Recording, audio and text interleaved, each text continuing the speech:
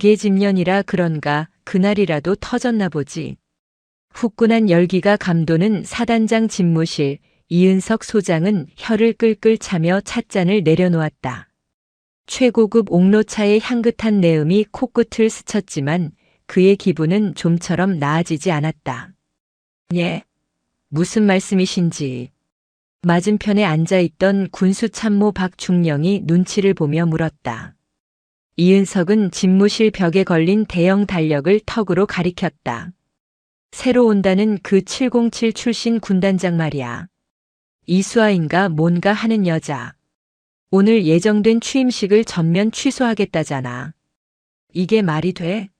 예하 부대장들이 꽃다발 들고 기다리고 있는데 부임 첫날부터 기분 내키는 대로 행동하겠다는 거 아니냐고. 이은석은 비릿한 웃음을 흘리며 소파 깊숙이 몸을 파묻었다. 여자가 별 셋을 달았으니 눈에 뵈는 게 없겠지. 사내 놈들 틈바구니에서 독만 올라가지고 히스테리가 아주 대단할 거야. 안 그래? 아니. 아무래도 특수부대 출신이시라 기가 세다는 소문은 들었습니다만. 박중령은 어색하게 맞장구를 쳤다. 이은석은 콧방귀를 뀌었다. 기가 세긴 무슨. 여자가 독해봤자지. 아무튼 재수가 없으려니까. 내 오늘 저녁에 지역 유지들이랑 약속 잡아놓은 것도 다 캔슬해야겠어. 취임식 핑계로 자연스럽게 접대 좀 받으려고 했더니. 이은석은 짜증 섞인 손길로 탁자 위에 놓인 서류 뭉치를 뒤적거렸다. 서류에는 이번 겨울 난방용 유류 수급 현황이 적혀 있었다. 하지만 그 숫자는 조작된 가짜였다. 그나저나 박중령. 이번 달 정산은 확실하게 된 거야? 이은석의 목소리가 은밀하게 낮아졌다. 박중령이 재빨리 주위를 살피더니 몸을 앞으로 숙였다. 예, 사단장님. 걱정 붙들어 매십시오. 어제 새벽에 김 사장네 탱크로리가 와서 싹 비워갔습니다. 이번에는 물량이 좀 많아서 평소보다 3,000장 더 챙겨준답니다. 현찰은 사단장님 차 트렁크 스페어 타이어 밑에 넣어뒀습니다. 3,000장이라. 짭짤하네. 거위털 파카 하나 새로 장만해도 남겠어. 이은석의 얼굴에 탐욕스러운 미소가 번졌다. 병사들이 써야 할 난방용 등유를 빼돌려 지역 업자에게 팔아넘긴 돈이었다. 밖은 영하 20도를 오르내리는 살인적인 추위였지만 이은석에게는 그저 돈을 벌어다 주는 호재일 뿐이었다. 애들은 좀 징징대지 않나? 아, 그게. 몇몇 소대장들이 보일러가 안 돌아간다고 보고를 올리긴 했습니다만 제가 적당히 둘러댔습니다. 보일러 노후화로 수리 부품이 오는데 시간이 좀 걸린다고요. 그리고 뭐 군인이 추위 좀 탄다고 죽는 거 아니지 않습니까? 그렇지. 바로 그거야. 요즘 애들은 정신력이 빠져서 문제라니까.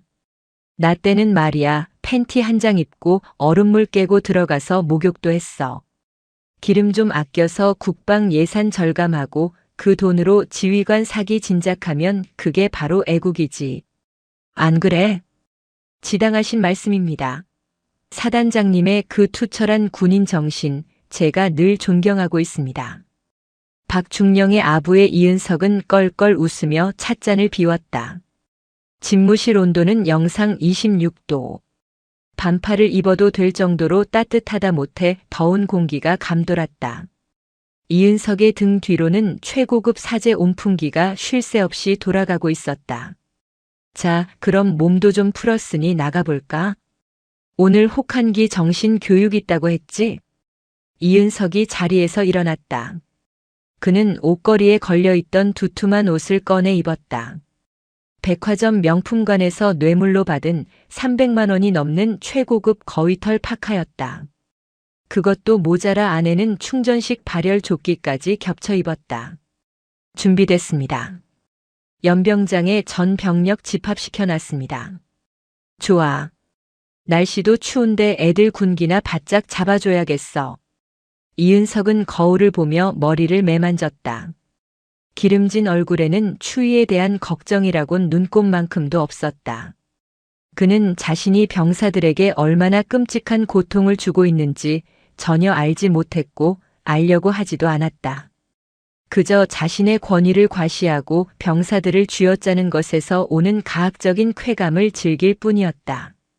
이은석이 집무실 문을 열고 밖으로 나갔다. 복도에 찬 공기가 훅 끼쳐왔지만 명품 파카로 무장한 그에게는 시원한 바람 정도로만 느껴졌다. 연병장은 그야말로 생지옥이었다. 살을 애는 칼바람이 강원도 산골짜기를 휘몰아치고 있었다. 온도계의 눈금은 영하 22도를 가리키고 있었지만 체감 온도는 영하 40도에 육박했다. 입김을 내뱉으면 순식간에 서리가 되어 속눈썹에 달라붙는 날씨였다. 수백 명의 병사들이 연병장에 오와 열을 맞춰 서 있었다. 그들의 복장은 처참했다. 얇은 전투복 위에 낡아 빠진 깔깔 이방상 내피와 보급용 야상 하나가 전부였다. 귀마개조차 보급이 제대로 안 되어 빨갛게 얼어터진 귀를 손으로 감싸쥐는 병사들이 태반이었다. 야, 김병장. 나 발가락 감각이 없어. 이러다 잘리는 거 아니냐? 맨 뒷줄에 서 있던 이등병이 입술을 파르르 떨며 속삭였다. 그의 군화는 낡아서 냉기가 그대로 스며들고 있었다. 조금만 참아라. 사단장 훈화만 끝나면 바로 막사로 들어갈 수 있을 거야. 옆에 서 있던 김 병장이 쉰 목소리로 달랬다. 하지만 김 병장 역시 죽을 맛이었다. 어젯밤 기름이 떨어진 내무반은 냉동창고나 다름없었다. 서로 부둥켜 안고 체온을 나눠도 뼛속까지 파고드는 한기는 막을 수 없었다. 아침에 일어나니 수통에 물이 꽁꽁 얼어 있었다. 그런데 아침부터 혹한기 정신교육이라니. 제정신이 아니었다. 그때 단상 위로 뚱뚱한 실루엣이 올라왔다. 이은석 소장이었다. 뒤뚱거리며 걷는 그의 모습은 마치 뒤룩뒤룩 살찐 펭귄 같았다. 그는 마이크 앞에 서서 헛기침을 몇 번 하더니 거드름을 피우며 입을 열었다. 아, 마이크 테스트. 다들 잘 들리나? 병사들은 대답할 기운도 없었지만 억지로 악을 썼다. 예, 잘 들립니다. 목소리가 작다. 추워서 쫄았어? 이래가지고 전쟁 나면 총이나 쏘겠나. 이은석의 호통이 스피커를 찢을 듯 울려 퍼졌다. 병사들의 표정이 일그러졌다. 저 돼지 같은 인간은 자기가 입고 있는 옷이 얼마나 따뜻한지 알기나 할까. 이은석은 만족스러운 듯 고개를 끄덕이며 훈화를 시작했다. 오늘 날씨가 좀 쌀쌀하긴 하다. 하지만 군인은 날씨 탓을 하면 안 된다. 중요한 건 뭐다? 바로 정신력이다. 군인 정신. 그는 주먹을 불끈 쥐어 보였다. 요즘 너희들 꼬라지를 보면 한숨만 나온다. 춥다고 웅크리고 기름 없다고 징징대고. 내가 소위 때는 말이야, 난로 같은 건 있지도 않았어. 그냥 깡으로 버텼단 말이다. 그런데 요즘 군대는 편해져서 그런가 아주 배들이 불렀어. 김 병장은 주먹을 꽉 쥐었다. 편해지긴 개뿔이 편해져. 기름을 팔아쳐먹은 게 누군데 적반하장인가. 며칠 전 야간 근무를 서다가 후문 쪽으로 나가는 유조차를 본 적이 있었다. 그때 행정관에게 보고했더니 못 본 걸로 해라며 욕만 바가지로 먹었었다. 저 돼지 같은 사단장이 범인인 게 확실했다. 그래서 오늘 너희들의 그 나약해 빠진 정신머리를 뜯어고치기 위해 특단의 조치를 취하겠다. 이은석의 눈이 번들거렸다. 그는 마치 사냥감을 앞에 둔 맹수처럼, 아니 먹잇감을 가지고 노는 하이에나처럼 비열하게 웃었다. 전 병력 상해 탈의 실시. 순간 연병장의 정적이 흘렀다. 병사들은 자신들의 귀를 의심했다.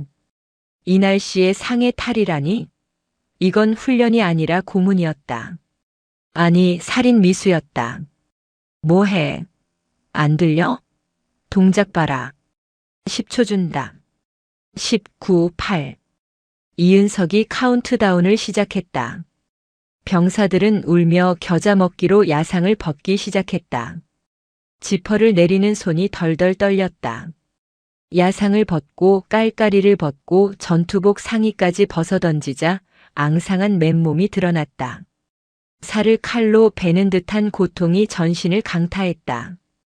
여기저기서 억눌린 신음소리가 터져나왔다. 동상에 걸린 피부는 자줏빛으로 변해가고 있었다. 옆에 있던 이등병이 비틀거렸다. 김 병장이 급히 그를 부축했다. 정신 차려. 쓰러지면 죽어. 하지만 단상 위에 이은석은 그 모습을 보며 낄낄거렸다. 봐라. 저 꼴을. 추위는 마음먹기에 달린 것이다. 나는 지금 하나도 안 춥다. 왜냐? 내 정신력이 너희보다 강하기 때문이다. 그는 두꺼운 거위털 파카 주머니에 손을 찔러 넣으며 외쳤다. 너희들이 추위를 느끼는 건 조국에 대한 충성심이 부족해서야. 알겠나? 알겠습니다. 병사들의 목소리는 죽어가고 있었다. 이은석은 그 처참한 광경을 즐기듯 뒷짐을 지고 단상을 어슬렁거렸다. 자, 이제부터 연병장 10바퀴 뛴다. 나고하는 놈은 오늘 저녁 없다. 군가 시작. 군가는 전후. 그때였다. 부대 정문 쪽에서 굉음이 들려왔다. 우웅. 육중한 엔진 소리와 함께 흙먼지가 피어올랐다. 훈련 중에는 차량 통제가 원칙이었다. 이은석의 미간이 찌푸려졌다. 뭐야? 어떤 놈이 감히 사단장 훈화 중에 차를 끌고 들어와. 위병소 애들 뭐하는 거야? 이은석이 꽥 소리를 질렀다. 들어온 차는 검은색 군용 레토나였다. 그런데 상태가 심상치 않았다.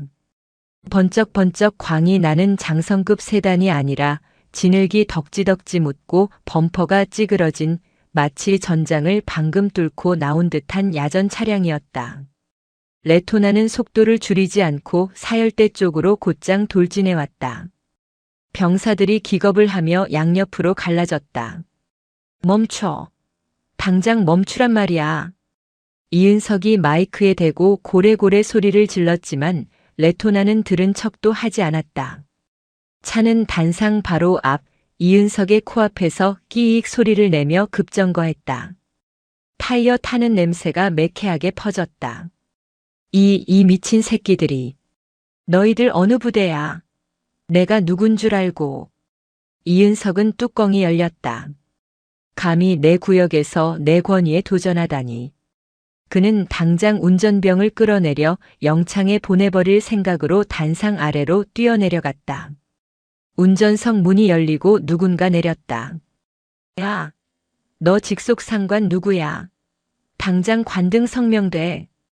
이은석이 삿대질을 하며 다가갔다. 하지만 차에서 내린 인물을 확인하는 순간 그의 손가락이 허공에서 멈칫했다. 운전석에서 내린 사람은 남자가 아니었다. 짧게 친 쇼컷 머리에 날카로운 눈매를 가진 여자였다. 그녀는 전투복 위에 아무런 방한 장비도 걸치지 않은 채였다. 하지만 그녀에게서 뿜어져 나오는 기운은 영하 20도의 추위보다 훨씬 더 서늘하고 압도적이었다. 무엇보다 이은석의 눈을 사로잡은 것은 그녀의 오른쪽 어깨에 달린 계급장이었다. 은색 별이 3개. 중장이었다. 그리고 왼쪽 가슴에는 독수리 발톱이 그려진 흉장이 선명하게 박혀 있었다. 대한민국 육군 특수전사령부 예하 제707 특수임무단 출신임을 증명하는 마크였다. 주 중장? 이은석은 자신의 눈을 의심했다. 여자가 중장? 설마 저 여자가? 여자는 이은석을 본체 만체하고 뒷좌석 문을 열어주는 것이 아니라 자신이 직접 뚜벅뚜벅 이은석에게 걸어왔다. 수행원도 운전병도 없었다. 그녀가 직접 운전해서 온 것이다. 그녀의 눈빛이 이은석의 두꺼운 파카를 훑고 지나갔다. 그리고 덜덜 떨고 있는 상의를 벗은 병사들에게로 시선이 옮겨갔다. 그녀의 눈썹이 꿈틀했다. 사단장 이은석. 그녀의 목소리는 낮았지만 연병장의 바람 소리를 뚫고 또렷하게 들렸다. 예, 추 충성. 사단장 소장 이은석입니다. 이은석은 얼떨결에 경례를 붙였다. 머릿속이 하얗게 변했다. 취임식을 취소했다던 그 신임 군단장 이수아가 눈앞에 있었다. 그것도 예고도 없이 수행원도 없이 낡은 레토나를 직접 몰고서. 이수아는 이은석의 경례를 받지 않았다. 대신 그녀는 한 발짝 더 다가와 이은석의 코앞에서 멈춰섰다. 그녀의 키는 이은석보다 작았지만 이은석은 마치 거대한 산이 자신을 내려다보는 듯한 위압감을 느꼈다. 내가 오다가 무전을 하나 도청했는데 말이야. 이수아의 입꼬리가 비스듬히 올라갔다. 그것은 웃음이 아니었다. 사냥감을 물어뜯기 직전의 맹수가 짖는 표정이었다. 계집년이라 그날이 터져서 취임식을 취소했다. 누가 그런 소리를 짓거리던데. 이은석의 얼굴이 사색이 되었다. 다리에 힘이 풀려 주저앉을 뻔했다. 그게 무슨. 왜? 내 앞에서도 한번 짓거려보지 그래. 정신력이 빠져가지고 어디 별 3계단 상관한테 뒷담화질이야. 이수아는 손을 뻗어 이은석의 두꺼운 파카 깃을 잡았다. 그리고 거칠게 잡아당겼다. 이거 아주 좋아 보이네. 거위털인가?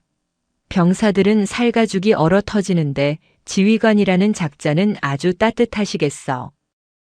군단장님, 이건 오해입니다.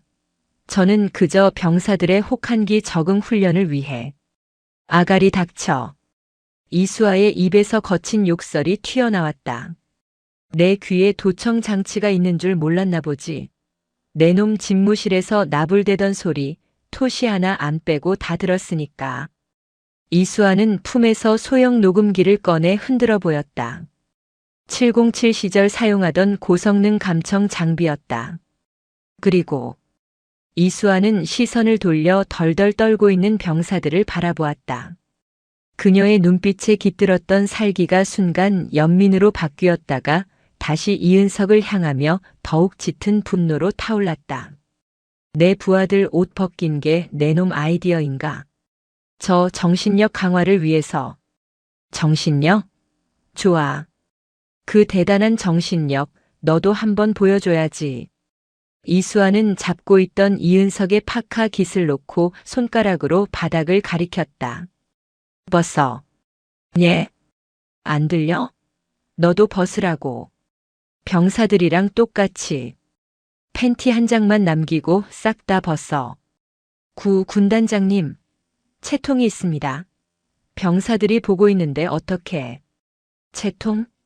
기름 팔아먹고 호의호식하는 도둑놈한테 채통이 어디 있어. 이수아의 고함 소리가 연병장을 뒤흔들었다. 이건 명령이다. 당장 실시하지 않으면 그 자리에서 즉결 처분하겠다. 내 성격 알 텐데. 나 707 출신인 거.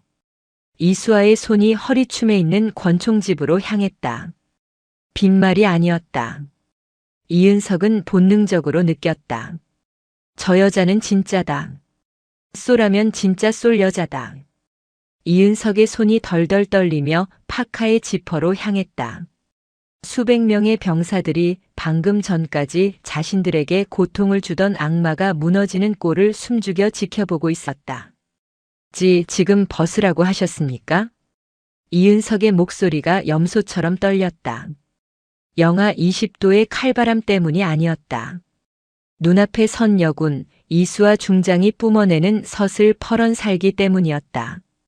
그녀의 손은 여전히 권총집 덮개 위에 머물러 있었다. 내 말이 귓등으로 들리나 보군. 707 시절 내 별명이 미친 개였는데 물리면 약도 없다는 거 알고 있나? 이수아의 눈빛이 이은석의 동공을 파고들었다. 이은석은 침을 꼴깍 삼켰다. 주변을 둘러보았다. 연병장에 도열한 수백 명의 병사들, 당황해서 어쩔 줄 모르는 부관들, 그리고 위병소 근무자들까지 모두 자신만 쳐다보고 있었다. 군단장님, 제발 체면 좀 세워주십시오. 아이들 보는 앞인데. 체면? 내가 챙길 체면이 남아있긴 해. 이수아는 턱짓으로 병사들을 가리켰다. 저 병사들은 내 놈 체면 세워주려고 이 추위에 옷을 벗고 서 있나? 내가 그랬지. 군인 정신으로 무장하면 추위 따위 안 느껴진다고. 그 잘난 정신력 내 몸으로 직접 증명해 보란 말이야. 그녀의 호통에 이은석은 더 이상 버틸 재간이 없음을 깨달았다. 그는 떨리는 손으로 거위털 파카의 지퍼를 내렸다. 지익. 소름 끼치도록 선명한 지퍼 소리가 연병장의 정막을 갈랐다. 두꺼운 파카가 벗겨지자 그 안에는 최고급 양가죽으로 된 전술조끼가 드러났다. 하지만 그게 끝이 아니었다. 조끼 안쪽에서 붉은색 LED 불빛이 깜빡이고 있었다. 이수아가 코웃음을 쳤다. 발열 조끼까지 입으셨어? 아주 이동식 보일러를 달고 다니는구만. 병사들의 눈이 휘둥그레졌다. 자신들은 핫팩 하나가 없어서 손을 호호 불고 있는데 사단장이라는 작자는 최첨단 발열 장비로 온몸을 지지고 있었던 것이다. 배신감이 분노로 바뀌어 병사들의 눈빛이 매섭게 변하기 시작했다. 계속 벗어. 이수아의 명령은 단호했다. 이은석은 울상을 지으며 발열 조끼를 벗었고 그 안에 입은 캐시미어 니트를 벗었다. 겹겹이 껴입은 옷들이 하나씩 바닥에 쌓일 때마다 이은석의 몸은 급격히 움츠러들었다. 마침내 상의를 모두 탈의했을 때 드러난 것은 근육이라고는 찾아볼 수 없는 허여멀건한 지방 덩어리였다. 기름진 배가 출렁거렸고 추위에 놀란 살들이 닭살처럼 돋아올랐다. 추워. 이은석은 양팔로 가슴을 감싸 안으며 이가 부딪힐 정도로 덜덜 떨었다. 방금 전까지 병사들에게 호통치던 위험은 시궁창에 처박힌 지 오래였다. 이수아는 바닥에 떨어진 이은석의 명품 파카를 발로 툭 찼다. 그리고 병사들 쪽으로 시선을 돌렸다. 맨 앞줄에서 입술이 파랗게 질린 채 떨고 있는 이등병이 보였다. 거기 너. 이수아의 지목에 이등병이 화들짝 놀랐다. 이병 강동우. 나와. 강동우 이병이 주춤주춤 앞으로 나왔다. 상의를 벗은 그의 몸은 앙상한 갈비뼈가 드러날 정도로 말라 있었고 피부는 동상 직전의 자줏빛이었다. 이수아는 바닥에 떨어진 이은석의 거위털 파카와 발열 조끼를 집어들었다. 입어. 예. 하지만 이건 사단장님. 사단장은 지금 정신력 강화 훈련 중이다. 이건 압수 물품이고 군단장 명령이다. 입어. 강동우 이병은 떨리는 손으로 파카를 받아 입었다. 사단장의 채취가 밴 옷이었지만 그 안에 남아있는 온기는 천국과도 같았다. 파카를 입자마자 얼어붙었던 몸이 녹아내리는 듯 했다. 이수아는 이은석을 돌아보았다. 어때? 내 부하가 따뜻해하니까 지휘관으로서 마음이 훈훈하지 않나? 그렇습니다. 훈훈합니다. 이은석은 콧물을 흘리며 억지로 대답했다. 영하 20도의 바람이 젖은 살결을 면도날처럼 긁고 지나갔다. 1분도 서 있기 힘든 날씨였다. 병사들이 얼마나 고통스러웠을지 뼈저리게 느껴졌다. 하지만 이수아는 자비를 베풀 생각이 없었다. 전 병력 지금 즉시 생활관으로 복귀한다. 보일러 가동 안 되는 곳은 침낭 2개씩 지급하고 오늘 일과 시간 내내 휴식 취해. 식당에는 닭 100마리 잡아서 삼계탕 끓이라고 지시해놨다. 와! 병사들의 함성이 터져 나왔다. 그들은 서로를 부둥켜 안고 환호했다. 지옥 같던 연병장이 순식간에 축제의 장으로 변했다. 이수아가 손가락 하나를 펴보였다. 저기 저 사람은 제외다. 그녀의 손가락 끝이 덜덜 떨고 있는 이은석을 가리켰다. 이은석 소장. 너는 아까 병사들에게 시켰던 거 있지? 연병장 10바퀴. 그거 다 돌기 전까지는 열외 없다. 감시병 하나 붙여. 만약 걷거나 멈추면 처음부터 다시 시켜. 군단장님, 살려주십시오. 제 나이가 50입니다. 이러다 심장마비 옵니다. 이은석이 무릎을 꿇고 빌었다. 하지만 이수아는 차갑게 쏘아붙였다. 심장마비? 걱정 마. 내 전공이 응급처치니까 숨 넘어가면 살려내서 다시 뛰게 해줄 테니까. 뛰어 실시. 이수아가 바닥을 향해 권총을 뽑아드는 신용을 하자 이은석은 비명을 지르며 뛰기 시작했다. 뒤룩뒤룩한 살집이 흔들리며 처절한 구보가 시작되었다. 병사들은 막사로 들어가며 창문 너머로 그 광경을 지켜보았다. 그들의 눈에는 통쾌함과 함께 새로운 지휘관에 대한 무한한 신뢰가 쌓이고 있었다. 이수아는 헐떡이며 뛰는 이은석을 뒤로하고 그의 신복이었던 박중령을 노려보았다. 안내해. 어디로 말입니까? 어디긴 어디야. 찜질방 구경 좀 해야지. 사단장 집무실.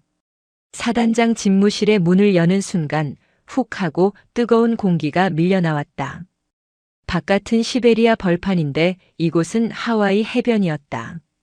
벽에 걸린 온도계는 영상 27도를 가리키고 있었다. 이수아는 어이가 없다는 듯 헛웃음을 흘렸다. 기가 막히네. 여기서 반팔 입고 조격이라도 했나? 그녀는 성큼성큼 걸어 들어가 소파 중앙에 털썩 앉았다.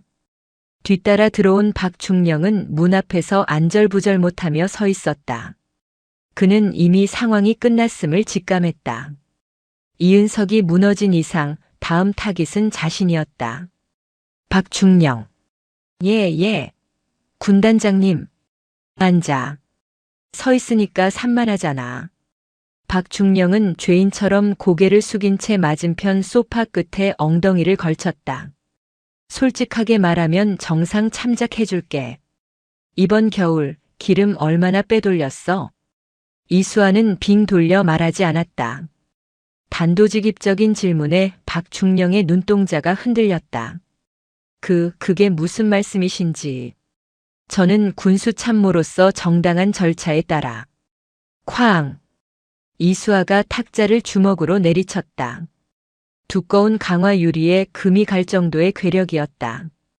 박중령이 히익하고 숨을 들이켰다. 절차? 내 앞에서 절차 운운하지 마. 내가 여기까지 오면서 그냥 왔을 것 같아? 유류 저장고 재고량, 배차 일지, 위병소 출입 기록 이미 다 확보했어. 김일성 고지 탈환 작전 때보다 더 철저하게 조사하고 왔다고. 이수아는 품에서 접어두었던 종이 뭉치를 꺼내 탁자 위에 던졌다. 그것은 이은석과 박중령이 사인을 주고받은 결제 서류 사본과 유조차가 드나든 CCTV 캡처 사진이었다. 이은석이랑 짝짝꿍에서 해먹은 게 한두 푼이 아니던데. 병사들 얼려 죽이면서 모은 돈으로 자식들 유학 보내고 골프 치러 다니니까 재미 좋았나? 박중령의 얼굴이 흑빛이 되었다. 그는 소파 아래로 스르르 미끄러져 내려와 무릎을 꿇었다. 군단장님, 죽을 죄를 지었습니다. 하지만 저는 시키는 대로 했을 뿐입니다. 사단장님이 시키는데 제가 무슨 힘이 있겠습니까? 시키는 대로 했다. 비겁한 변명은 집어치워. 군인은 명령에 죽고 살지만 불법적인 명령에는 불복종할 의무도 있어. 넌 공범이야. 이수아는 자리에서 일어나 집무실 한 구석에 있는 대형 온풍기 앞으로 걸어갔다. 최고급 사제 온풍기였다. 그녀는 전투하시는 발로 온풍기를 걷어찼다. 우당탕. 플라스틱 부품들이 박살나며 온풍기가 뒹굴었다. 매캐한 연기가 피어올랐다. 이딴 거 틀어놓고 희희낙낙할 시간에 내무반 보일러나 한 번 더 확인했어야지.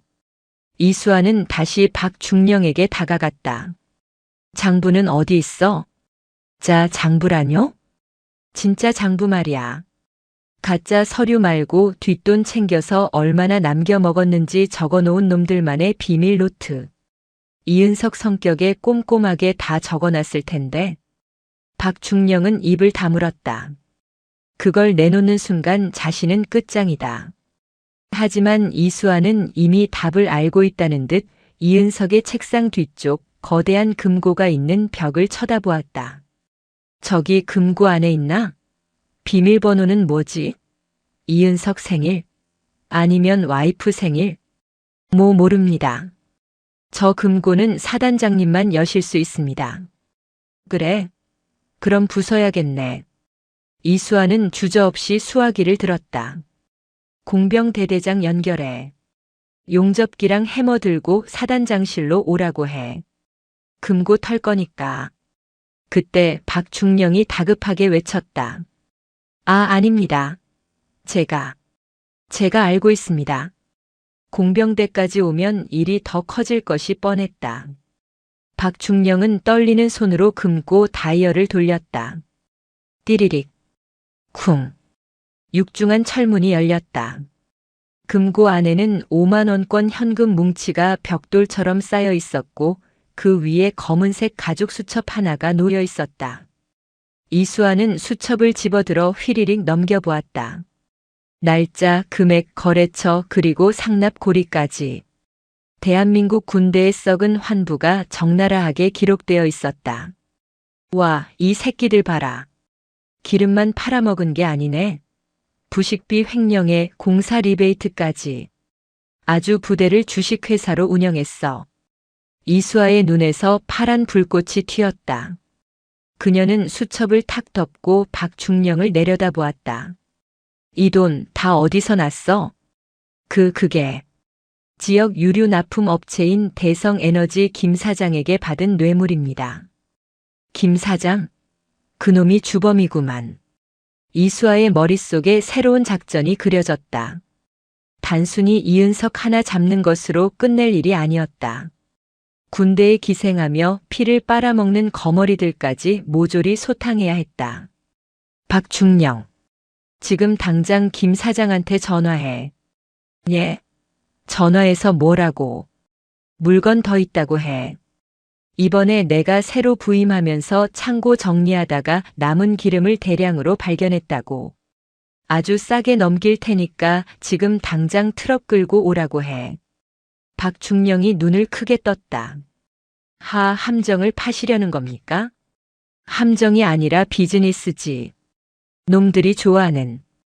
이수아는 차갑게 웃었다. 스피커폰으로 해. 딴소리하면 내 혀부터 자를 줄 알아. 박중령은 덜덜 떨며 수화기를 들었다. 신호음이 몇 번 가기도 전에 걸걸한 목소리의 남자가 전화를 받았다.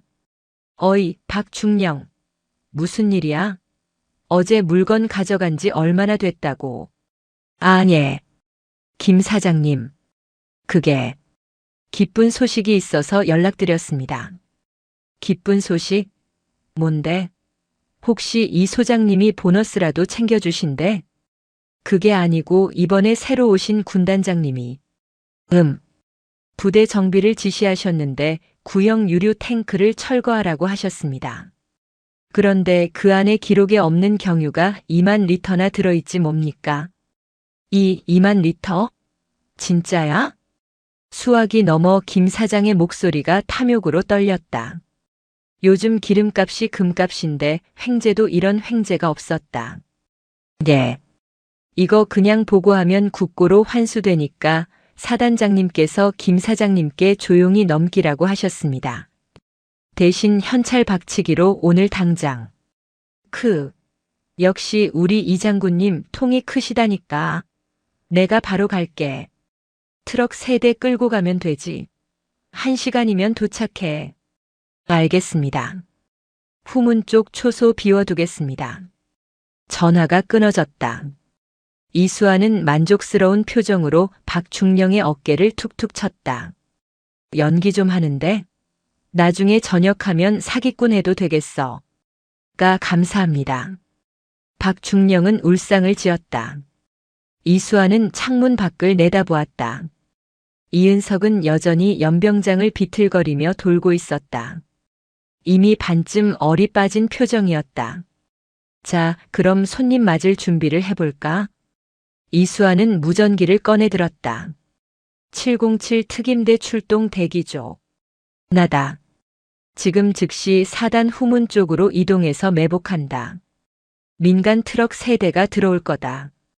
내 신호가 떨어지면 하나도 남김없이 제압해. 뼈는 부러뜨려도 좋지만 죽이지는 마라. 감옥 가서 콩밥은 먹어야 하니까. 수신 양호. 군단장님 오랜만에 몸 좀 풀겠습니다. 무전기 너머로 들려오는 후배들의 목소리에는 활기가 넘쳤다. 이수아는 옷매무새를 다듬었다. 이제 거머리를 잡을 시간이었다. 1시간 후 해가 뉘엿뉘엿 넘어가며 부대 안에는 짙은 어둠이 깔리기 시작했다. 혹한의 밤 공기는 더욱 매서워졌다.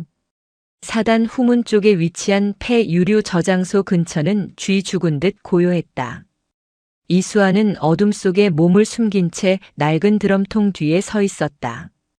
그녀는 전투복 위에 아무런 방한복도 입지 않았지만 미동조차 하지 않았다. 특수부대 시절 익힌 동계 잠복 기술 덕분에 추위는 그녀에게 장애물이 되지 못했다. 왔군. 멀리서 헤드라이트 불빛이 보였다. 대형 2.5톤 트럭 3대가 줄지어 비포장도로를 타고 올라오고 있었다. 약속대로 김 사장의 트럭이었다. 초소에 있던 헌병들은 이미 이수아의 지시를 받고 자리를 비운 상태였다. 트럭들은 거침없이 정문을 통과해 저장소 앞 공터에 멈춰섰다. 트럭 문이 열리고 건장한 사내들이 우르르 내렸다. 개중에는 쇠파이프나 야구방망이를 든 용역 깡패들도 섞여 있었다. 군부대 거래라 혹시 모를 상황에 대비해 덩치들을 데리고 온 모양이었다.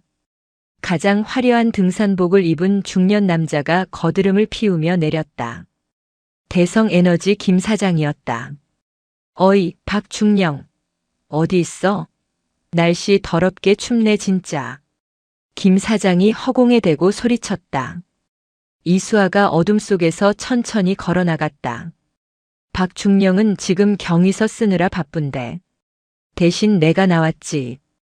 김 사장은 낯선 여자의 등장에 멈칫했다. 누구야? 박중령이 보낸 부관인가? 계집애를 보냈어? 그는 이수아의 어깨에 달린 별 3개를 보지 못했다. 어둠 때문이기도 했지만 설마 여자가 그것도 이런 현장에 장군이 직접 나왔을 리라고는 상상도 못했기 때문이었다. 뭐 상관없어. 물건이나 확인하자고. 돈은 여기 가져왔으니까. 김 사장은 옆에 있던 부하가 들고 있는 칠가방을 턱으로 가리켰다. 기름은 저 탱크 안에 있어.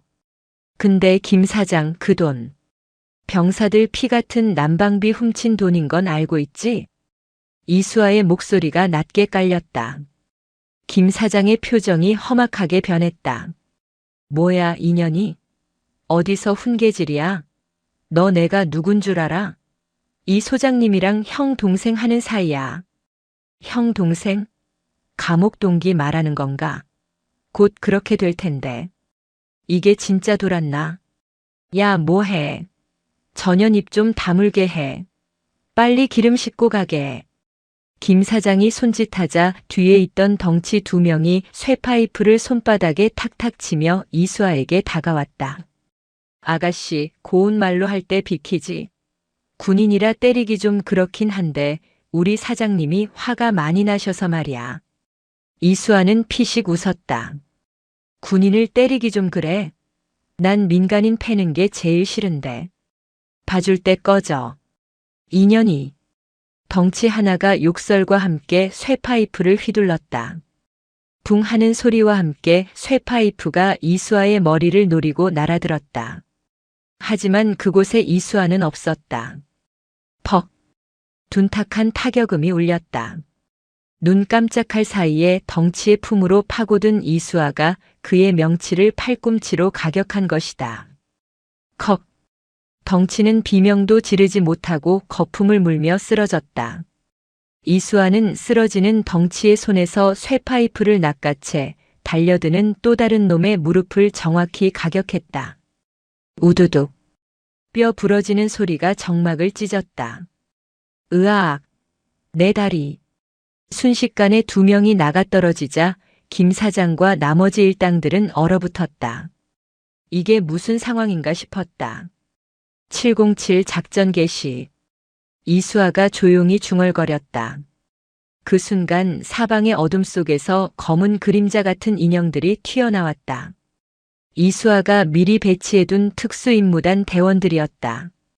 그들은 군더더기 없는 동작으로 깡패들을 제압해 나갔다. 살려주세요. 현장은 아수라장이 되었다. 깡패들은 상대가 되지 않았다. 살인 병기나 다름없는 특수부대원들에게 동네 양아치들은 어린애 손목 비틀기보다 쉬운 상대였다. 1분도 채 되지 않아 10여 명의 사내들이 모두 바닥에 엎어져 신음하고 있었다. 혼자 남은 김 사장은 다리가 풀려 주저앉았다. 이수아가 천천히 그에게 다가갔다. 지금 뭐 하는 거야? 이거 불법이야. 군인이 민간인을 감금하고 폭행해. 내 변호사 부를 거야.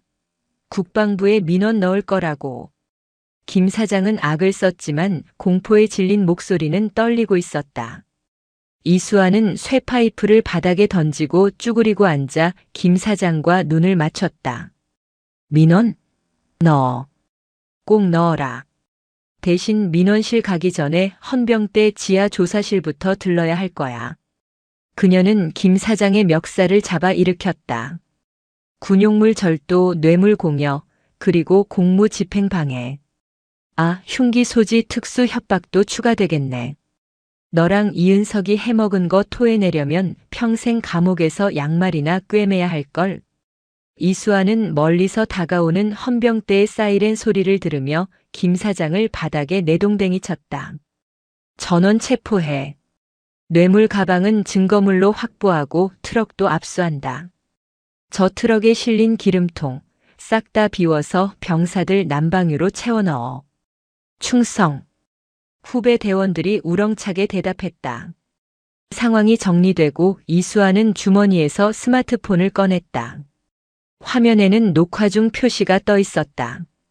방금 전 김 사장이 이은석과의 관계를 떠벌리고 부하들을 시켜 폭력을 행사하려던 장면이 고스란히 담겨 있었다. 이 정도면 언론에 뿌리기 딱 좋겠네. 이수아는 흐뭇한 미소를 지으며 전송 버튼을 눌렀다. 수신인은 국방부 출입 기자단 단톡방이었다. 제목 혹한기 군 비리 현장 급습. 장군과 업자의 추악한 커넥션. 동영상 첨부. 이 영상이 퍼지는 건 시간 문제였다. 내일 아침이면 대한민국 전체가 발칵 뒤집힐 것이다. 그리고 이은석과 김 사장, 그리고 그들의 뒤를 봐주던 썩은 줄기들은 모조리 불타 없어질 것이다. 이수아는 밤하늘을 올려다보았다. 차가운 별들이 유난히 밝게 빛나고 있었다. 자, 이제 큰 거는 해결했고. 애들 밥은 잘 먹고 있나 확인하러 가볼까? 그녀는 가벼운 발걸음으로 병영 식당을 향해 걸어갔다. 등 뒤로 끌려가는 악당들의 절규가 배경음악처럼 들려왔다. 부대 식당 안은 그야말로 찜통이었다. 하지만 병사들에게 그 열기는 불쾌함이 아닌 축복이었다. 대형 솥단지 수십 개에서 뿜어져 나오는 하얀 김이 식당 천장을 가득 메웠고 구수한 인삼과 닭육수 냄새가 코를 찔렀다. 야, 이거 꿈 아니지? 진짜 삼계탕 맞아? 김 병장은 식판을 받아들고 눈을 의심했다. 뚝배기 안에 닭 한 마리가 통째로 들어가 있었다. 그것도 모자라 전복까지 하나 얹혀 있었다. 평소라면 닭고기 부스러기나 몇 점 떠다니던 닭똥국과는 차원이 달랐다. 김치도 봐라. 겉절이다. 이거 터진 군대 김치가 아니야. 후임병들이 환호성을 질렀다. 밥은 고봉으로 쌓여 있었고 후식으로는 귤과 초코파이가 박스째로 쌓여 있었다. 이 모든 것은 이은석 소장과 김 사장에게서 압수한 검은 돈으로 마련된 것이었다. 전 병력 식사 시작. 당직 사관의 구호가 떨어지자마자 천여 명의 병사들이 일제히 숟가락을 들었다. 후루룩 쩝쩝. 식당 안은 순식간에 개 걸스럽게 먹어 치우는 소리로 가득 찼다. 얼어붙었던 몸속으로 뜨끈한 국물이 들어가자 병사들의 얼굴에 비로소 혈색이 돌기 시작했다. 누군가는 너무 맛있는 나머지 눈물을 글썽이기도 했다. 그때 식당 문이 열리고 이수와 군단장이 들어왔다. 그녀는 여전히 전투복 차림이었다. 병사들이 놀라 일어나려 하자 이수아가 손을 들어 제지했다. 앉아. 밥 먹을 땐 개도 안 건드린다고 했다. 편하게 먹어. 그녀는 식당 중앙으로 걸어 들어갔다. 병사들의 시선이 그녀에게 꽂혔다. 오늘 하루 지옥과 천당을 오가게 만든 장본인. 두려움과 경외심이 섞인 눈빛들이었다. 이수아는 김 병장의 테이블 앞에 멈춰 섰다. 맛이 좀 어떤가? 충성. 아주 맛있습니다. 입에서 살살 녹습니다. 김 병장이 밥풀 묻은 입으로 우렁차게 대답했다. 이수아는 씩 웃으며 김 병장의 어깨를 툭 쳤다. 많이 먹어라. 너희들이 먹는 그 밥 다 너희들이 낸 세금이고 너희 부모님이 낸 돈이다. 도둑놈들이 훔쳐간 거 도로 찾아온 것뿐이니 미안해할 것도 없고 고마워할 것도 없어. 당연한 권리다. 병사들의 가슴이 뭉클해졌다. 당연한 권리. 군 생활하면서 한 번도 들어보지 못한 말이었다. 늘 참아라 희생해라는 말만 듣고 살았는데 이 별 3개짜리 장군은 달랐다.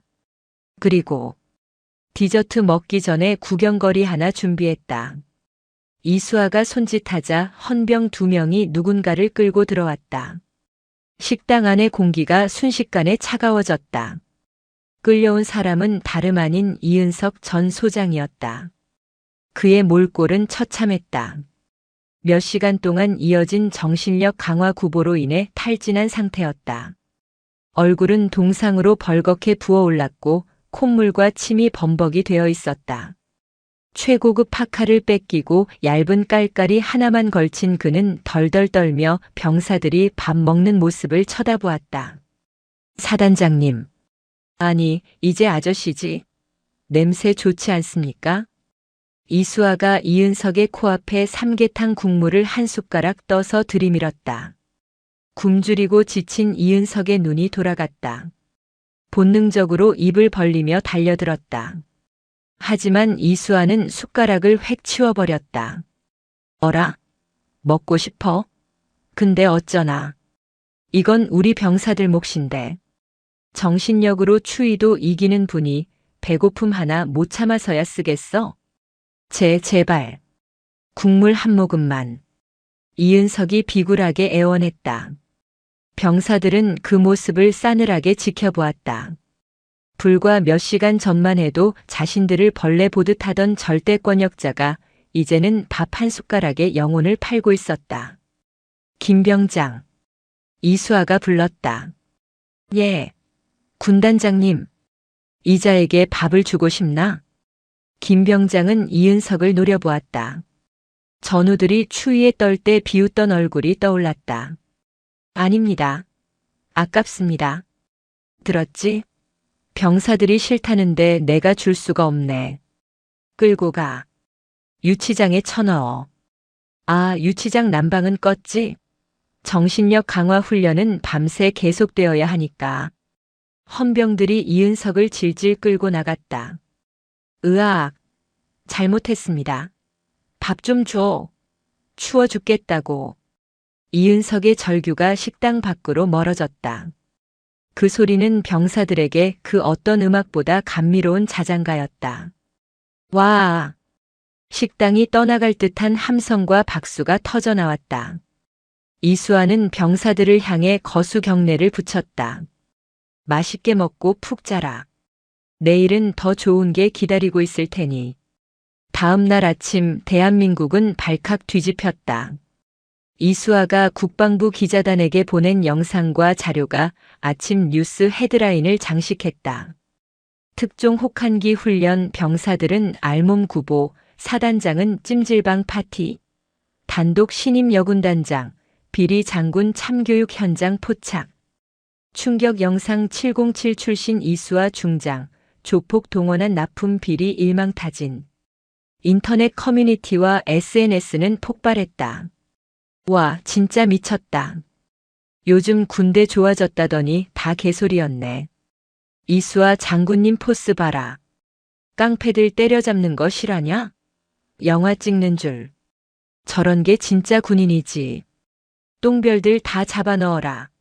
사이다도 이런 사이다가 없다. 내 속이 다 뻥 뚫리네. 국방부 홈페이지는 마비될 지경이었다. 칭찬 글이 수만 건씩 올라왔다. 청와대 국민청원 게시판에는 이은석 소장을 엄벌에 처하고 이수와 중장에게 훈장을 수여하라는 청원이 올라온 지 반나절 만에 20만 명의 동의를 얻었다. 군 유치장 독방. 이은석은 쪼그려 앉아 덜덜 떨고 있었다. 유치장 바닥은 냉골이었다. 그는 어떻게든 살아남기 위해 머리를 굴렸다. 그래, 김 의원님. 김 의원님이라면 도와주실 거야. 그는 국회 국방위원회 소속 김 의원과 막역한 사이였다. 뇌물의 상당 부분이 그에게로 흘러들어갔으니 자신을 모른 척할 수 없을 터였다. 이은석은 면회 온 변호사를 통해 몰래 휴대전화를 빌렸다. 떨리는 손으로 김 의원에게 전화를 걸었다. 뚜루루, 뚜루루. 고객의 사정으로 전화를 받을 수 없습니다. 몇 번을 걸어도 받지 않았다. 문자를 보내도 답이 없었다. 손절이었다. 이미 여론이 들끓고 증거가 명백한 상황에서 정치인들이 썩은 동아줄을 잡을 리 없었다. 철컥. 유치장 문이 열리고 양복 입은 남자들이 들어왔다. 군 검찰 수사관들이었다. 이은석 씨. 특정범죄 가중처벌법상 뇌물수수, 업무상 횡령, 직권남용 혐의로 긴급 체포합니다. 수갑이 채워졌다. 이거나. 내가 누군 줄 알아. 나 소장이야. 투스타라고. 계급장 떼셨잖습니까? 이제 그냥 범죄자입니다. 가시죠. 이은석은 개처럼 끌려나갔다. 유치장 복도를 지나갈 때 텔레비전에서 뉴스가 흘러나오고 있었다. 국방부는 이번 사건을 계기로 전군에 대한 유류관리 실태 특별감사를 실시한다고 밝혔습니다. 또한 이수와 군단장의 조치로 환수된 횡령금 50억 원은 전액 해당 부대 장병들의 복지 향상과 신형장비 교체에 사용될 예정입니다. 화면에는 최신형 방한복을 입고 환하게 웃는 병사들의 모습이 비쳤다. 이은석은 그 모습을 보며 절망적인 신음을 흘렸다. 자신의 탐욕이 만들어낸 돈이 결국 자신을 파멸시키고 병사들을 웃게 만드는 거름이 된 셈이었다. 같은 시각 연병장. 대형 트럭들이 줄지어 들어왔다. 이번에는 김 사장의 똥차 트럭이 아니었다. 유명 아웃도어 브랜드와 군수업체의 로고가 찍힌 배송 차량이었다. 하차. 이수아의 명령에 보급관들이 박스를 내리기 시작했다.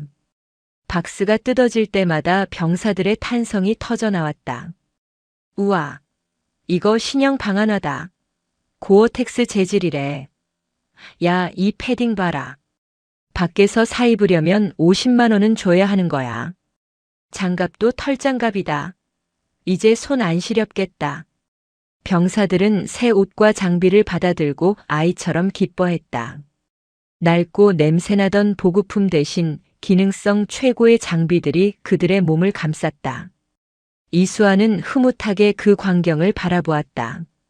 그때 김 병장이 다가와 머뭇거리며 말을 건넸다. 군단장님, 왜 사이즈가 안 맞나? 아닙니다. 딱 맞습니다. 그게 아니라 정말 감사합니다. 제 군 생활 중에 이런 날이 올 줄은 꿈에도 몰랐습니다. 김 병장의 눈시울이 붉어졌다. 고마워할 거 없다니까. 대신 조건이 하나 있다. 말씀만 하십시오. 뭐든 하겠습니다. 이수아의 눈빛이 장난스럽게 빛났다. 장비 좋아졌으니 훈련 강도 높여도 불만 없겠지? 이제 춥다는 핑계는 안 통한다. 김 병장은 씩씩하게 차렷 자세를 취했다. 예, 알겠습니다. 지옥 끝까지라도 뛰겠습니다. 부대 분위기는 완전히 바뀌었다. 패배감과 냉소로 가득 찼던 부대에 활기가 돌기 시작했다. 하지만 이수아는 만족하지 않았다. 물질적인 보상은 끝났다. 이제는 무너진 군기를 다시 세우고 병사들을 진짜 군인으로 만들 차례였다. 며칠 후 새벽 6시. 기상 나팔 소리와 함께 전 병력이 연병장에 집합했다. 영하 15도의 추위였지만 신형 방한복으로 무장한 병사들의 표정은 여유로웠다. 전원 주목. 이수아가 단상에 올랐다. 그녀 역시 병사들과 똑같은 전투복에 방한 장비를 착용하고 있었다. 오늘부터 아침 구보 코스를 바꾼다. 연병장 뺑뺑이는 지루하니까 부대 뒤편 산악 코스로 간다. 왕복 10km. 병사들이 웅성거렸다. 평지 10km도 힘든데 산악 구보라니. 게다가 눈이 쌓여 미끄러운 산길이었다. 겁먹었나? 이수아는 콧방귀를 뀌었다. 나는 너희들보다 나이도 많고 성별도 여자다. 내가 선두에서 뛴다. 나보다 늦게 들어오는 놈은 오늘 점심 반찬 줄일 줄 알아라. 그녀는 말을 마치자마자 단상에서 뛰어내려 선두에 섰다. 출발. 이수아가 총알처럼 튀어나갔다. 병사들은 당황해서 허둥지둥 뒤를 쫓았다. 와, 저게 사람이야? 김 병장은 혀를 내둘렀다. 오르막길인데도 이수아의 속도는 줄어들지 않았다. 707 시절 산악구보는 밥 먹듯이 했던 그녀였다. 숨소리 하나 흐트러지지 않고 치고 나가는 군단장의 등은 병사들에게 충격 그 자체였다. 헉, 헉, 같이 가요. 젊은 병사들이 땀을 뻘뻘 흘리며 따라갔지만 거리는 점점 벌어졌다. 이수아는 중간중간 뒤를 돌아보며 소리쳤다. 빨리 안 와? 사단장 잡혀가고 나니까 긴장 풀렸어? 이 좋은 장비 입고 이것밖에 못 뛰어. 그녀의 동료는 채찍질보다 매서웠지만 기분 나쁘지 않았다. 이은석처럼 뒤에서 말로만 떠드는 게 아니라 가장 힘들고 어려운 앞자리에서 직접 땀 흘리는 지휘관이었기 때문이다. 반원점을 돌고 내려오는 길. 나고하려는 이등병 하나가 다리가 풀려 넘어졌다. 으악! 이등병은 눈길에 미끄러져 비탈길 아래로 굴을 뻔했다. 그때 누군가 번개처럼 날아와 이등병의 군장을 낚아채 끌어올렸다. 이수아였다. 정신 안 차려? 다칠 뻔했잖아.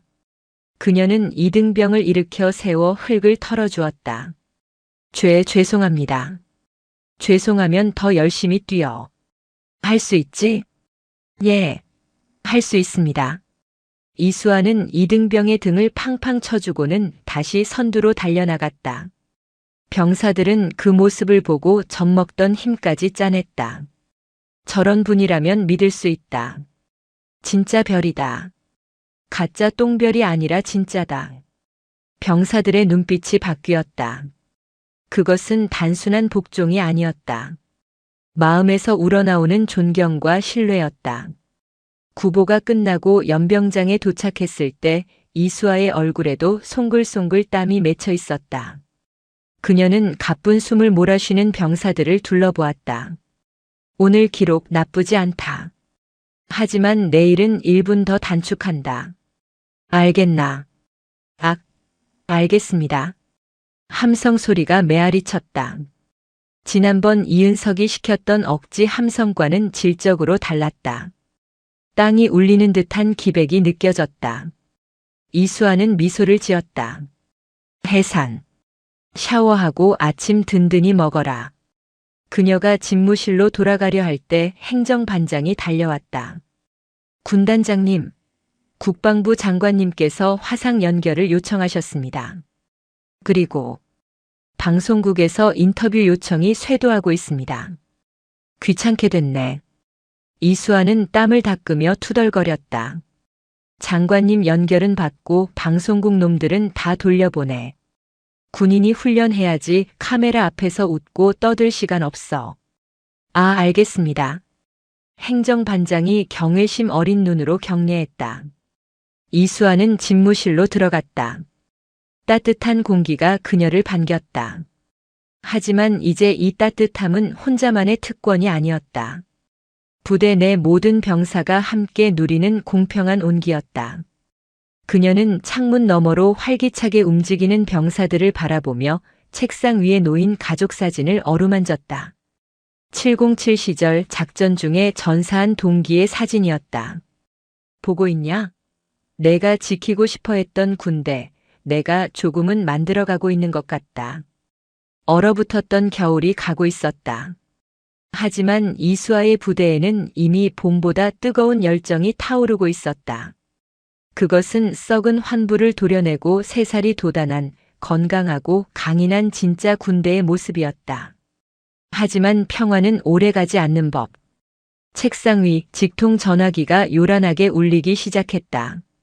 발신자는 청와대 안보실장이었다. 이수아의 눈매가 다시 날카로워졌다. 또 다른 폭풍이 몰려오고 있었다. 전화벨 소리가 집무실의 정적을 깼다. 발신자는 청와대 국가안보실 2차장이었다. 하지만 수화기 너머에서 들려온 목소리는 차장이 아닌 훨씬 더 걸걸하고 오만한 남자의 목소리였다. 이수아 중장인가? 나야 국방위원회 김기철 의원. 김기철. 여당 내 실세이자 차기 국방부 장관으로 거론되는 거물 정치인. 그리고 이은석이 유류 횡령 자금을 상납하던 뒷배였다. 이수아의 눈매가 가늘어졌다. 군단장 이수아입니다. 안보실 한라인으로 민간인이 전화를 하시다니 보안 규정 위반인 건 아십니까? 이 친구 보게. 말버릇이 아주 당차구만. 보안이 중요해? 사람 목숨이 중요하지. 자네가 지금 건드린 벌집이 어딘지 알고나 설치는 거야? 벌집이 아니라 똥통이더군요. 치우는 중입니다만. 이봐, 이 중장. 적당히 해. 이은석이 그 친구가 실수는 좀 했어도 충성심은 대단한 친구야. 군 자금 좀 융통한 거 가지고 장군을 구속해? 군 명예가 바닥에 떨어지는 소리 안 들려? 당장 풀어주고 수사 종결해. 이건 명령이야. 이수아는 헛웃음을 삼켰다. 횡령을 융통이라 포장하는 뻔뻔함에 치가 떨렸다. 명령은 국군 통수권자와 직속 상관만 내릴 수 있습니다. 의원님은 제 명령권자가 아닙니다. 뭐? 이 건방진 여자가. 너 내가 누군지 몰라? 내가 마음만 먹으면 너 옷 벗기는 건 일도 아니야. 어디 707 출신이라고 폼 잡는데 정치판에서는 너 같은 군발이는 그냥 장기판의 조리야. 조리라. 장군이 조리면 의원님은 왕이라도 되십니까? 그럼 제가 체크메이트 한번 불러드리지요. 끊습니다. 이수아는 대꾸도 없이 전화를 뚝 끊어버렸다. 그리고 즉시 부관을 호출했다. 헌병대장 불러. 그리고 위병소에 연락해. 곧 국회 번호판 단 검은색 세단이 들이닥칠 거다. 출입 통제해. 예. 국회의원을 통제하란 말씀이십니까? 군사보호구역의 잡상인은 출입 금지야. 막무가내로 밀고 들어오면 공포탄 쏴서라도 막으라고 해. 예상대로 1시간도 채 되지 않아 부대 정문이 시끄러워졌다. 김기철 의원이 수행원들을 대동하고 들이닥친 것이다. 비켜. 내가 누군 줄 알고 막아. 사단장 나오라고 해. 김기철은 위병소 바리케이드 앞에서 고래고래 소리를 지르며 위병들의 멱살을 잡고 흔들었다. 그때 이수아가 탄 레토나가 흙먼지를 일으키며 정문에 도착했다. 이수아는 차에서 내려 천천히 김기철에게 다가갔다. 여기가 시장통입니까? 신성한 군부대 앞에서 추태 부리지 마시고 돌아가시죠. 김기철이 이수아를 보자마자 얼굴을 불그락푸르락하며 달려들었다. 내년이 이수아냐? 감히 내 전화를 끊어. 내가 죽고 싶어서 환장했구나. 김기철은 손을 번쩍 들어 이수아의 뺨을 올려붙이려 했다. 수행원들이 말릴 새도 없었다. 하지만 그 손은 이수아의 뺨에 닿지 못했다. 탁! 이수아의 손이 허공에서 김기철의 손목을 낚아챘다. 강철 같은 악력이었다. 이거 안 나? 민간인이 군단장에게 폭력을 행사해? 전시였으면 즉결 처형감입니다. 이수아는 김기철의 손목을 비틀어 꺾었다. 뼈가 어긋나는 소리가 들릴 듯 했다. 김기철이 비명을 지르며 무릎을 꿇었다. 아, 내 팔. 야, 뭐해. 전연 잡아. 수행원들과 경호원들이 달려들려 했다. 그 순간 이수아의 뒤에서 무장한 헌병들과 707 특임대 출신 부사관들이 총구를 겨누고 튀어나왔다. 철컥 철컥. 소총의 놀이쇠가 당겨지는 소리에 경호원들이 얼어붙었다. 실탄이 장전된 총이었다. 한 발짝만 더 움직이면 발포한다. 군 형법상 초소 침범 및 상관 폭행 미수 현행범으로 체포하기 전에 꺼져.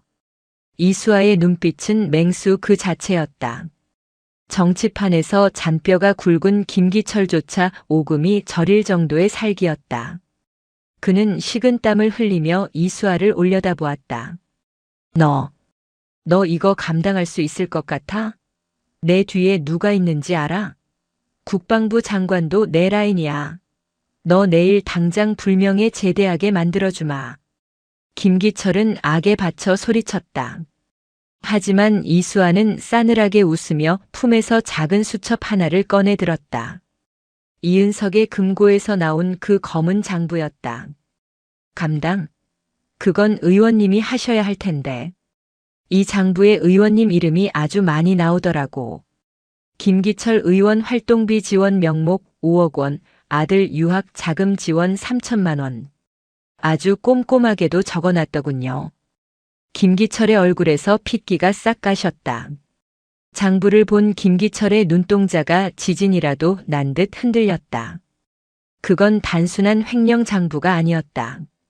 자신의 정치 생명을, 아니 인생 자체를 끝장낼 수 있는 데스노트였다. 그거 일이네. 당장 내놓지 못해.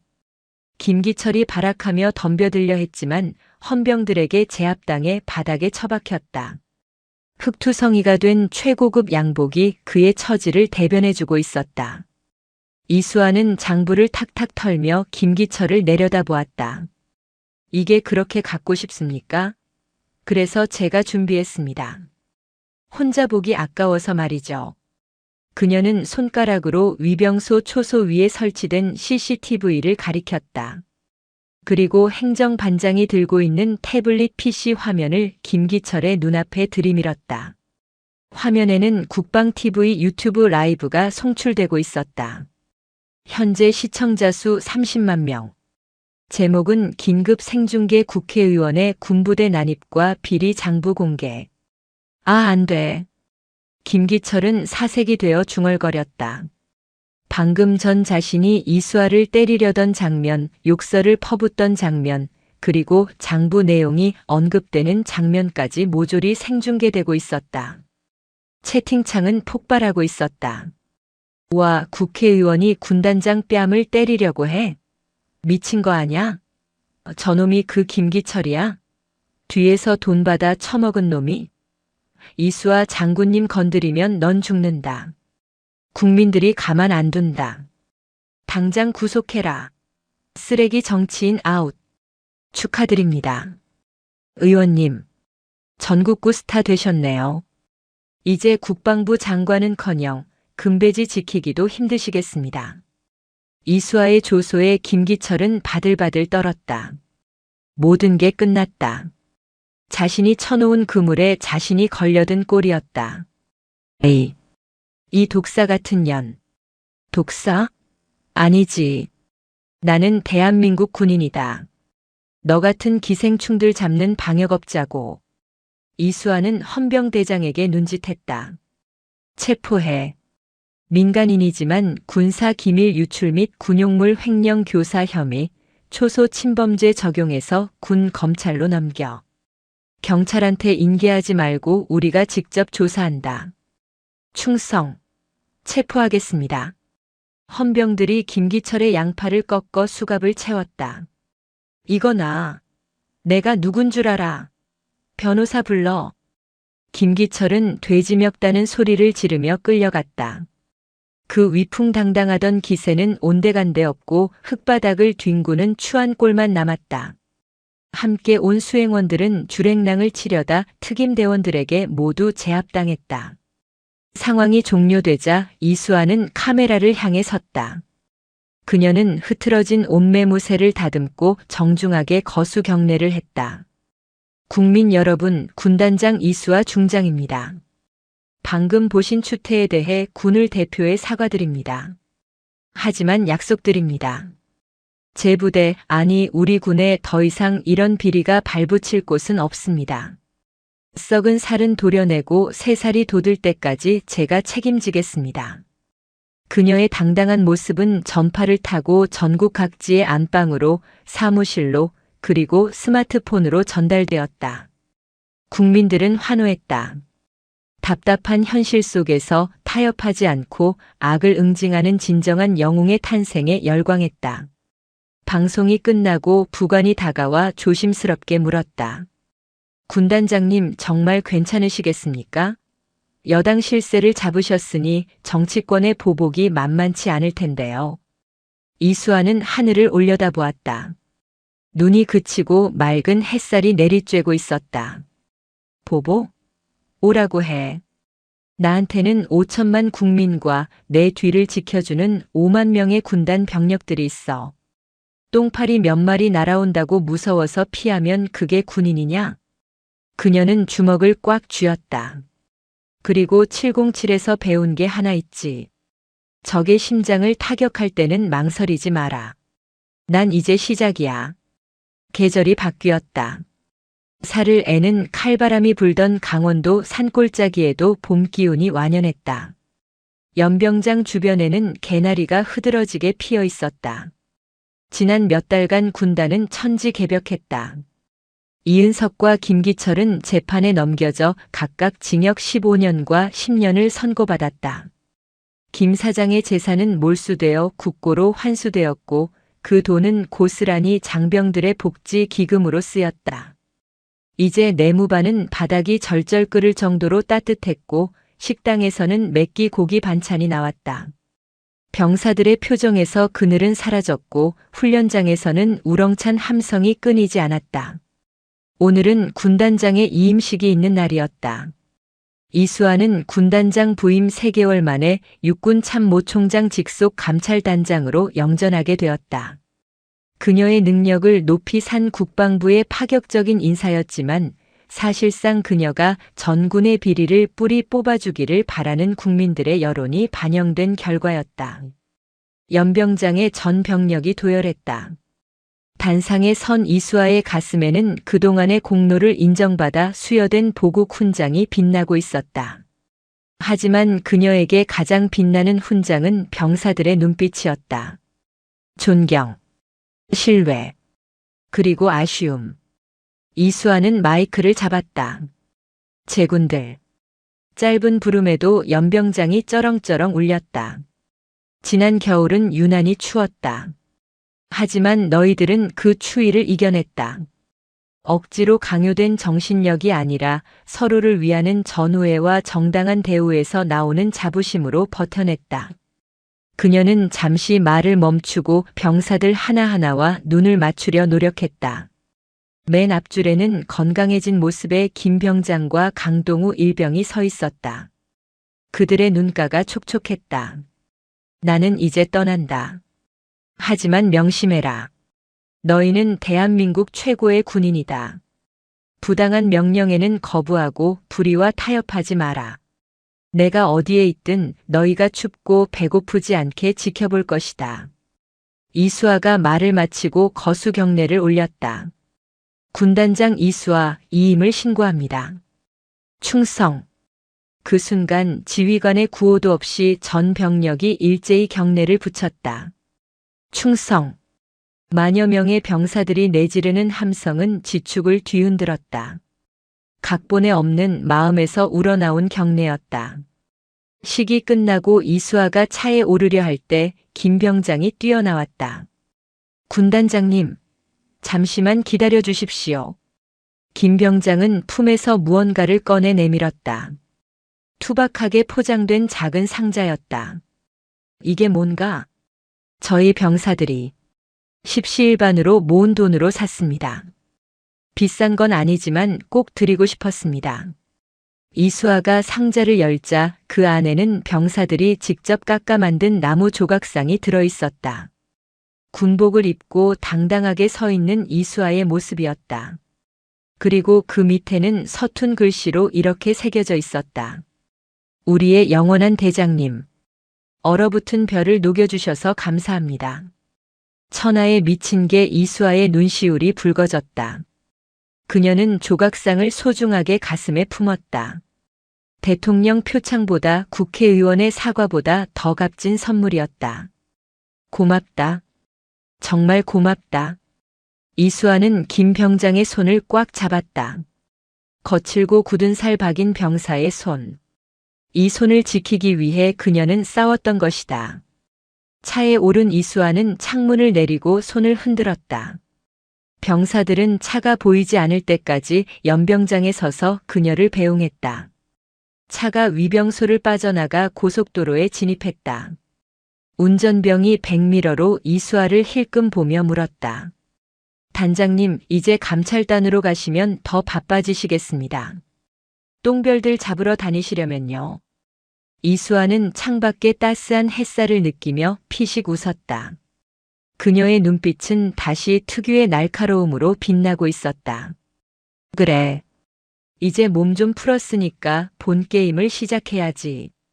대한민국 군대의 썩은 놈들이 하나도 안 남을 때까지 707의 사냥은 계속된다. 그녀의 태블릿 PC에는 벌써 다음 타깃인 방산 비리 업체의 리스트가 떠 있었다. 얼어붙은 겨울을 끝낸 그녀가 이제 또 다른 봄을 가져오기 위해 전장으로 향하고 있었다. 사이다의 맛은 이제부터 시작이었다.